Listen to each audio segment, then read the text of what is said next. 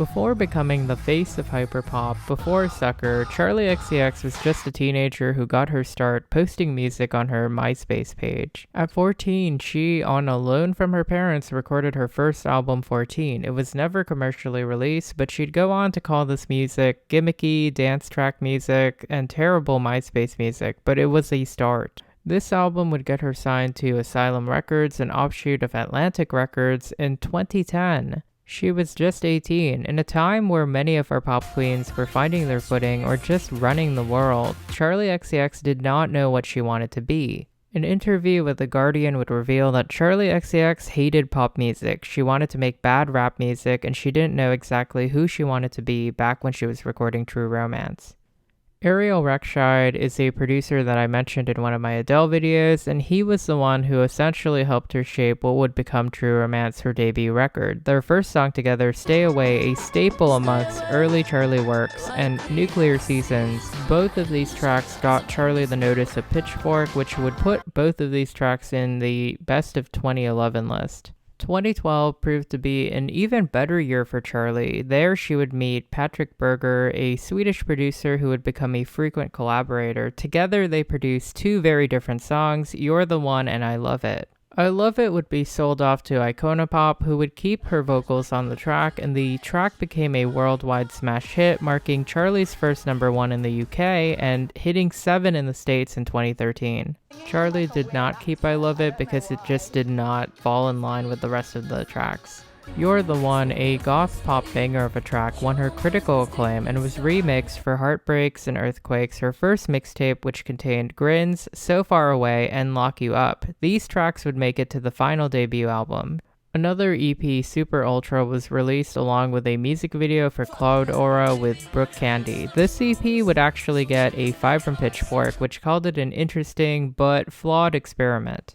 In 2013, Charli released You Ha Ha Ha as the lead single off her newly announced album, True Romance. True Romance was released to critical acclaim, receiving high marks from Pitchfork and other indie music outlets. It debuted at 85 at the UK charts, but while it didn't really dent the US charts, it established her as a rising star. Compared to her current work, True Romance feels very much like a product of its time. It's a synthwave, gothic pop masterpiece made for a time when Tumblr was really underground. This was the Charli that I was introduced to back when I was an edgy high schooler and looking for some fresh music, and probably the Charli that I actually miss the most.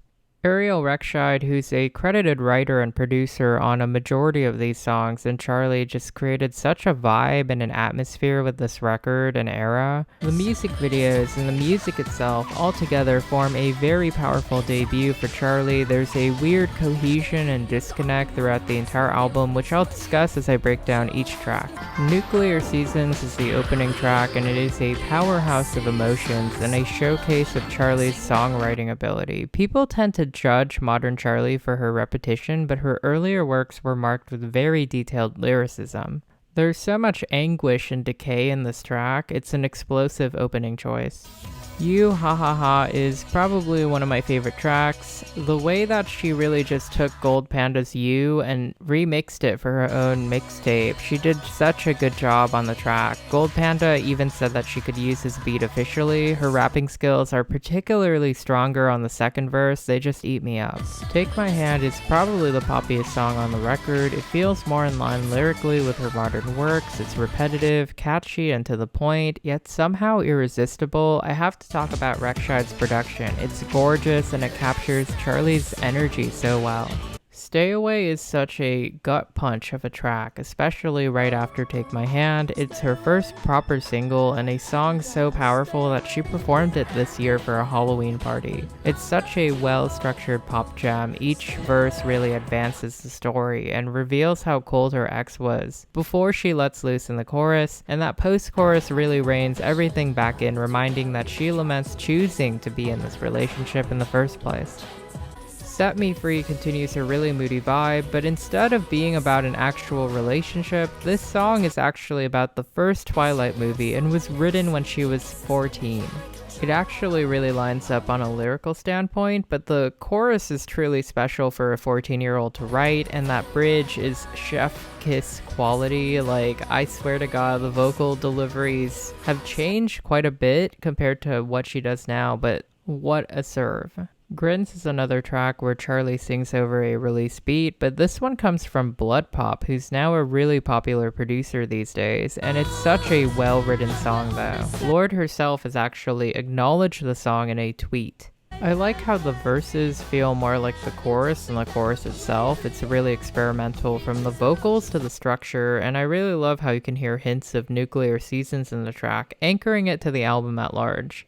I'm not the biggest fan of So Far Away, but I do appreciate the fact that it does have a really neat song structure to it. Cloud Aura with Brooke Candy is an overlooked collaboration. The chorus is traditional pop, but the verses, especially Brooke's, which has aged a little bit these days, really characterize the beginnings of Charli's collaborative nature. What I Like was one of my favorites on my first listen. Charli's rapping over the beat just makes the song really stand out. The chorus is so simple, but the verses just really do it for me, and the refrain after the first chorus is just striking. Black Roses is just a gorgeous poppy track. I believe it's connected to White Roses, which would come from her later mixtape Number One Angel, which I did cover. Black Roses covers a relationship doomed to die. The chorus is just an earworm, and the bridge really carries the song for me. You're the One definitely feels the most commercial off the record. This track feels really distinct in its production and Charli's delivery. The chorus just flies off the production, but the verses are so short and they rely on her vocals.